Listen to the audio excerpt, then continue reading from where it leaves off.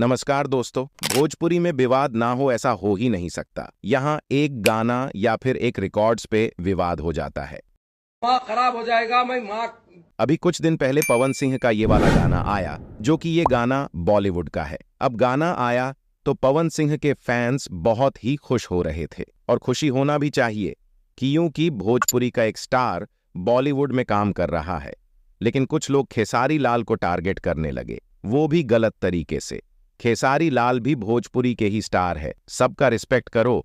अगर सबसे ज्यादा खेसारी लाल को कोई टारगेट किया तो वो ये है, और ये किया बोलते थे कि अभी शांत रहो क्योंकि रोस्टिंग मोड ऑन है। 17 का यार। नहीं तुम करोगे खेसारी लाल को रोस्ट तो मेरा भी इधर रोस्टिंग मोड ऑन रहेगा। बस आप सब चैनल को सब्सक्राइब कर लो। क्या बढ़िया था गुरु।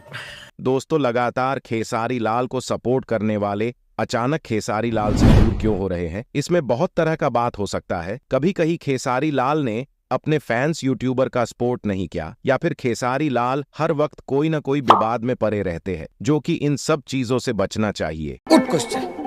कोई कुछ भी खेसारी लाल को बोल के निकल जाते हैं। हर बात पे लाइव आना एक अच्छे स्टार को शोभा नहीं देता। विवाद के कारण भी साथ छोड़ रहे हैं खेसारी लाल का। आप सबको क्या लगता है कमेंट में बताओ। और अब तो शायद फिर से विवाद कहीं आगे न बढ़ जाए, क्योंकि पवन सिंह ने फिर बहुत कुछ बोल दिया है। और खास बात तो ये है कि पवन सिंह हर बार बोल भी लेते हैं और उसके बाद ये बोलते हैं कि हम ज्यादा नहीं बोलते।